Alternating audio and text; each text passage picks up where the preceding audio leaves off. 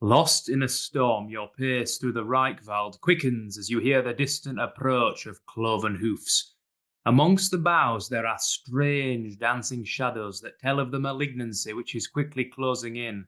The snotted breaths and guttural grunts commingle with the sound of falling rain. Rushing onwards, you come upon Sanctuary at last, a lone coaching inn deep in the woods. But is everything how it initially seems? Stick around as we try to get through the Night of Blood. Hi everyone, I'm Gary, and welcome back to another RPG review. Today we're talking about the WFRP classic adventure, The Night of Blood.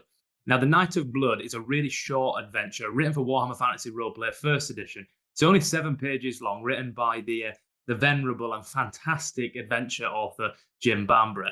Now, what's interesting about this module is that it originally appeared in this. White Dwarf, the issue that came out in March 1987. White Dwarf magazine, for those who are unaware, is Games Workshop's house organ, and now it only kind of runs articles trying to sell you Warhammer. Back then, there was a whole host of different games available, free adventures. Even in this issue, there's 3 adventures, only one of which is for a Games Workshop product. So it's from a real golden age of creative interest in role-playing games in the UK. Now, with that out of the way, let's get on with the actual module. So first of all, my bona fides. Now, I've run this module 3 times, twice using the original publication and once using the updated version that Cubicle 7 released for the 4th edition of Warhammer Fantasy Roleplay. Each time I've run it for a different system. So once was for WFRP 2nd edition, once was for WFRP 4th edition, and once was for a yet unannounced version of my own game, Journeyman Expert Master. The module is only likely to provide a single evening worth of gameplay, and it is best run when integrated as part of an ongoing campaign. Not that that campaign has to necessarily be set in Warhammer's world, though game masters who do so will probably get a little bit more out of it. So what's the through line? The overall narrative or adventure for Night of Blood. While travelling through a large forest of your choice, maybe if it is set in the Warhammer world, you might choose the Drakvald of Middenland or the Reichwald of the Reichland. The weather suddenly becomes dark and dreadful. Heavy rain kind of begins to assault the party. To make matters worse, it becomes clear that the characters are being stalked by something. If it's set in Warhammer's world, they're probably going to assume it's beastmen or mutants, and they would be right. Shadows kind of dance at the edge of their peripheral vision as these beastmen close in on both sides. And soon enough, the road is this kind of like sludging torrent, and it's obvious that in a couple more hours it'll be flooded completely. It's quite possible that any nearby rivers that the party are aware of are about to burst their banks, and it becomes clear to the party that they have to seek refuge pretty quickly. Now, as the kind of intensity of the weather grows, and as the intensity of the predation of these kind of like monstrous creatures, the beastmen, grows, the party come across what seems like Sanctuary, an inn called the Hooded Man. Now, unbeknownst to the party, the Hooded Man, just a couple of hours ago, was attacked by a band of mutants headed by a chaos cultist, Hans Jinkerist, or Yinkerist, if we had to use the kind of like the Reichsspiel pronunciation. Now, Yinkerist has led the mutants to attack the Hooded Man because he's aware that the inn itself is built on top of an ancient shrine to the Chaos Gods, and what he wants to do is reconsecrate this shrine. So, acting on the orders of his cult, Yinkerist has had the mutants attack the inn. They have bound up the innkeeper and his wife and the residents that were in the inn at the time, and they've been taken below into the shrine, which has been discovered below the kind of the cask cellar, where he intends to sacrifice them, and in doing so, reconsecrate the shrine to chaos. Now, what I really like is that the cult and the mutants aren't expecting more travelers at this hour, and especially in such an isolated place. So what happens is, as the players enter the inn, the mutants attempt to kind of pretend to be the bar staff. And the reason they're doing this is because they're going to try and drug the player characters, capture them, drag them below, and add them to those who will be sacrificed in the reconsecration of this chaos shrine. Now, depending on the actions of the players, which will vary quite a lot depending on how you run this, the players have to outwit, escape this fate, and perhaps even discover what Yinkerist and his cult are doing in order to rescue the other victims and stop this reconsecration of this chaos shrine, which will result in the summoning of a demon. Now, no matter what the outcome, by the time dawn breaks, a group of road wardens come upon the Hooded Man. These are Imperial agents, lawmen, that have come to investigate what's happened as a result of the kind of storm last night to make sure everyone is okay. And no matter what happens, they're going to discover a slaughter, right? Either that slaughter is going to be in the favor of the player characters or it's going to be in favor of the mutants, but it's not clear. But they are going to turn up. So, what do I like about this module? The tone is absolutely wonderful. The module perfectly matches the kind of grubbiness that defines Warhammer Fantasy. And that is something that nowadays we would call it grimdark fantasy. That's what we refer to WFRP as. And this is the kind of fantasy that sometimes we think of as Game of Thrones. We definitely think of as The Witcher. These kind of like interplays between sorcery and moral corruption, and this idea of a late medieval world where there are early firearms and these kind of things. All of those things I think we would assume to be grimdark fantasy. But that is not something. When this module was first released, that term hadn't entered the vernacular yet, partly because the game Warhammer 40k, where it comes from, hadn't been kind of like, wasn't as popular as it is now, and therefore the author describes this as a grubby fantasy, which it definitely is, and it perfectly evokes that grubby fantastic tone. There's a really cool interplay of social roleplay, investigative mystery, and kind of like this gristly mutagenic quality to the NPCs that is just it's just wonderful. And the one thing that I really like about this module is that it shows how to, I would say, use forceful placement of the camera without it being railroading. So you say the word railroading and everyone panics because what that suggests is you're taking away player agency. And therefore, I'm going to offer this alternative interpretation of that particular technique. And I'm going to say what this module does is it forcefully places the camera on the hooded man, the inn, at the right time. So I've said before that part of the Game Master's job, I said this in my video about top 5 Game Master tips. I'll put a link in the top right now if you click on it. That part of the Game Master's job is to direct what the players are doing, what the players are imagining, and what decisions they are considering at any one time. Now, one thing that I like about the opening of this module is that it is forcing the players very gently. It's guiding them. I don't want to say forcing, but it's guiding the camera towards the hooded man. You have the rain. The module describes how if they stay on the road for too long, it gets so deep with water that there's like barrels floating around, and one of the nearby rivers bursts its banks, and it's getting them to go to the hooded man. Now, it's not. I would argue it's not railroading because, and nowhere does it actually say make them go to the hooded man no matter the consequences. It's just that this perfectly reasonable kind of crisis that emerges on the roads of the Empire is going to encourage sensible characters to seek refuge at an inn like the Hooded Man. Bambra doesn't make the players stop there. It's just that sensible players almost certainly will. The placement of players into this situation, having to arrive at this inn, I think really helpfully reflects the kind of mood of the rising tension in the opening part of this module. And when they get to the Hooded Man, there's this sense that when they first go in, they're really just looking to get next to the fireplace, kind of get dried off. And they might miss, and this is a good thing, they might miss some of the easy kind of markers that indicate that the innkeeper is not really an innkeeper, he's a mutant, and that the staff are not really staff. One thing I really like about this is that there's the inn itself, there's only really 4 mutants that are kind of named and described in quite a lot of detail, but one of them is he's hiding in the top of the stables. And if the players try and stable their horses there, because there's no staff to come and meet them, if they open the stable, the horses just bolt out and rush off into the kind of like night. And you have this sense of the player characters almost being trampled by them or trying to grab hold of them to stop them from getting away. And then the question becomes, why are they so spooked? And is it just the weather? And if so, why are none of the stable boys or any of the NPCs here to kind of like calm the horses? So I really like that. Now, when they go into the tap room itself, the mutants are really trying to feed them this drug, Kurtz, to make sure that they kind of fall asleep. And what usually happens when I run this is that all of the players do end up imbibing this, apart from maybe one character. You always have that one player in your group whose character is like, no, I never drink, I'm teetotal. And that character in this situation is going to be in a really, really, really good position, even though that is quite a strange thing to do in WFRP setting, to be kind of like so kind of against consuming alcohol of any kind, or even any drinks of any kind.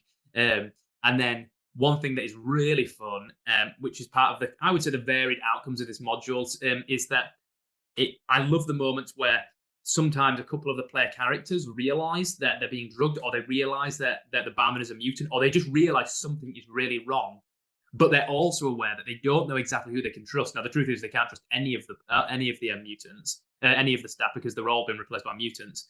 And then that player has to try and communicate to the other players, or that character has to try and communicate to the other characters that they've learned something without giving the game away, because as soon as that happens, it's going to go to a combat, and combat in WFRP is grisly and dangerous, and it's to be avoided at all costs. It's really hilarious to kind of like see that interplay. This module will take as long as you want it to take, and WFRP modules are often like this. There's another one that's also set in A Rough Night of the Free Feathers, which I'll probably do a review on at some point, which plays very similar to this. Also like this is Shadows over Bergenhafen. That's another heavy social role play investigative mystery module. I've reviewed that before. I'll put a link in the top right to that. The last thing I really like is the art of the demon, which I believe is by the late and great Russ Nicholson, who did lots of artwork for Games Workshop at this time. There's no image credit on it, but I'm pretty sure it is Russell Nicholson, and it is just great. Now, before I go through the things that I think need to change, or just things to be aware of as a game master, let's have a look at this module. Actually, let's have a flip through. So let's have a look at the bookcraft. Okay, so as I was saying, this module was originally published in Games Workshop's in-house magazine, White Dwarf. And as you can see from the front, there's a couple of other adventures in here. So if you just have a look through now and have a look at how it's presented. So it's on page 23, and we'll just turn to page 23 and have a flip through the module and have a look at how this thing is presented on the page. So it starts here, and there's a couple of things that I really like about the layout and formatting of this particular module. So first of all, obviously, it's in this beautiful ITC Garamond, which is one of my favorite typefaces. In fact, it's probably my favorite typeface ever. And interestingly, the top of each of the sections is laid out with the font. The typeface that's used here is Casablanca Antique. I mentioned this before because it's used on the front of Baromir, but it is something that comes up quite a lot for Warhammer Fantasy and WFRP generally. And it's something that indicates their product. And what's really nice is that if you look over the next couple of pages, we just flip to the next adventure in the book, in the thing, which is Taure Fanto, which is this module for Lord of the Rings role playing. The section headings are different. They're in that kind of like that Tolkienite font. So I like the way that the section headings reflect the aesthetic mood. You've got really nicely the stat blocks set into the text. I think that's really helpful. It means that you don't have to kind of keep flipping backwards and forwards. Not that you're going to have to do that much anyway here. And then you got this beautiful Russ Nicholson artwork. Now, let's have a flip through. This here is what I just think is wonderful. I can't find an image credit for this, but I'm pretty sure it's Russ Nicholson, the late and great Russ Nicholson, who painted this. I like the idea of seeing the decapitated head. What I really like about the picture of this demon is that it's really it's not stylized into one of the 4 Chaos Gods yet. That kind of like ultra, almost kind of in-universe branding of the 4 Chaos Gods of WFRP, of Warhammer Fantasy's world, hasn't really happened yet. So you have this kind of strange serpentine monster with these snake teeth and a green scaly skin. It's just great, and I love the color. More information on how to run the inn. Again, nicely set up. The stuff that you need is the mechanical stuff is boxed off, and then a breakdown of each of the locations in the inn. I really like these images. Again, I think this is all Russ Nicholson. Apologies to any artist if it's not all Russ Nicholson. I just get the sense that it is. I really like the fact that Kurtz, the drug that the mutants are going to use, is actually here and described on how it's produced. It's just a really, really, really cool module. And then obviously we come to the maps. Now, these aren't done by Russ Nicholson. These are done by Charles Elliott, who had done a lot of the cartography for WFRP. I really like this version of it over the 4th edition reprint version because it's not in color. It means that it's really printer friendly. So you can print out this map of the Hooded Man and give it to the players. I just take away this. I just use Photoshop maybe to just remove this little detail that shows the entrance down into the basement. But it's just absolutely fantastic. So that's what the book looks like. The other thing that's in this issue of White Dwarf that is just worth mentioning before we move on, if you're going to buy a copy of this White Dwarf, just have a look, is this particular page here. This is just a quick summary and an interview with several of the designers of WFRP. And what's really nice is that this is an exploration of why WFRP is the way it is. Its bestiary, its magic system, the career system, mechanically, and how it's different from things like D&D. And what's really interesting about this is that we get a little bit of a sense from this of how Warhammer's world was coming about as a result of the designers kind of like tastes and mores, and how they were consciously trying to make it different and consciously trying to make it. They describe it as grubby fantasy, which we might use the phrase grimdark fantasy now, but that's what it is. It's just great. Now that's the issue of White Dwarf with this module. Okay, so that's actually the physical module. So what I changed and what concerns might a game master have when running Night of Blood?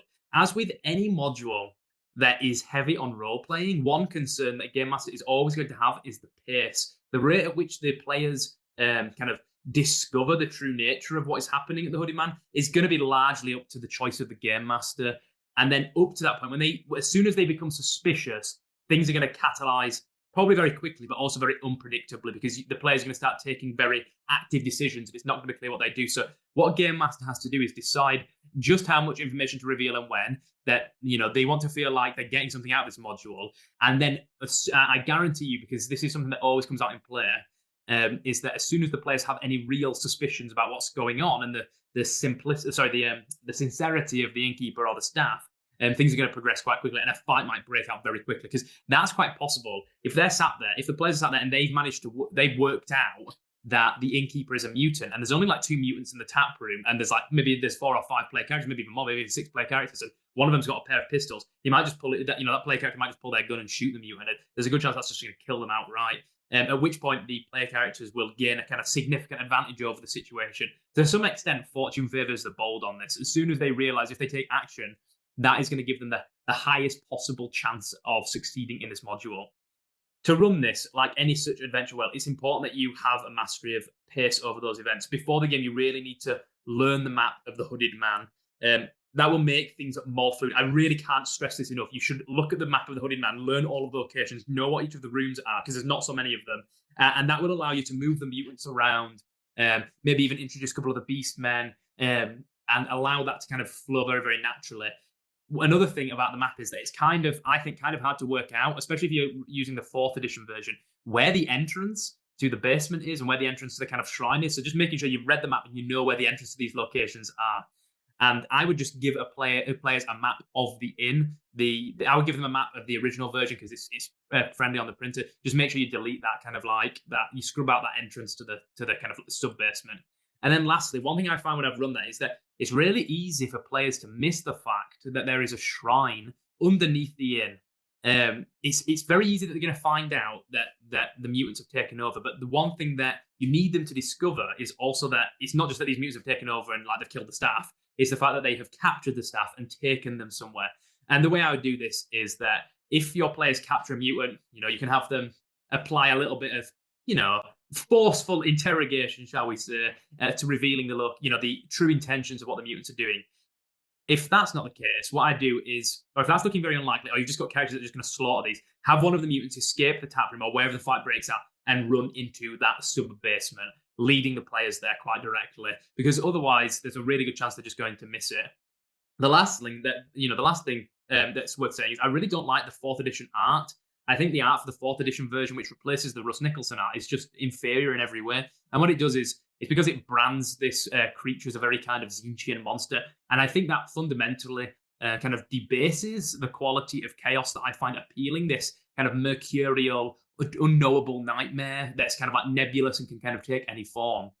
Now, lastly, let's talk about some complementary fantasies, some supplemental material that I think would work really well that you should read or engage in if you're going to run this module. So first of all, there's a really good Solomon Kane short story by Robert E. Howard. Solomon Kane is a witch hunter and a kind of adventurer, a Puritan adventurer. He's the character that gives us the witch hunter archetype. And one of the short stories written by Robert E. Howard of Solomon Kane is Rattle of Bones. And that is set in Germany. And Kane finds himself staying in a kind of gloomy, superstitious inn in which something isn't entirely right. And basically there's a ghost haunting the inn. And it's because the bones of someone have been sealed in the wall. And while it's not the same in terms of the inn has been taken over, it does give you a real sense of that kind of like creepy, kind of slightly Edgar Allan Poe kind of like gothicism. And it's set in Germany, which, WFRP isn't technically set in Germany, but it kind of basically is. The other thing I think you should obviously look at and play is there's an adventure in the Elder Scrolls 4 Oblivion, so the game before Skyrim in that series, called A Shadow Over Hackdirt. And in this, the player character goes to this small village called Hactor. It's south of the city of Coral, and they usually can either stumble on it by accident, or you can be sent there to look for this Argonian woman her mother sends you there because she was supposed to deliver something and has not returned. And what the player character realizes is that the residents of Hactor are all in a really creepy cult, and they're going to sacrifice her in these tunnels below the village of Hactor. And it's a really good kind of like creepy atmosphere. It's kind of uncanny, which I really enjoy. Now, that is obviously inspired by the H.P. Lovecraft story, Shadow over Innsmouth. But the reason I recommend this particular quest from Oblivion, rather than just rereading A Shadow over Innsmouth, which you should just do anyway because it's great, is that A Shadow over Hackdirt is it's set in a medieval fantasy game, and that's something that Shadow over Innsmouth isn't. It's 1920s Cthulhu-esque kind of like story. So I think the idea of taking this narrative and placing it in a fantasy world is something that has happened. It happens in this module, and it also happens in Oblivion. So you should go and play that, or at least read through the kind of what that happens in that adventure. And then lastly, it would be remiss to not recommend some actual Warhammer fiction. The very first Gotrek and Felix short story, called Geheimnisnacht, follows Gotrek and Felix walking down a road in the Empire, in the Reichland, during Geheimnisnacht, which is basically Halloween. And everyone's houses are boarded up, and they come across this kind of inn, when within the inn, which is boarded up, the son, Gunther, has been taken by these, or he's run off, or been kidnapped. He's just disappeared.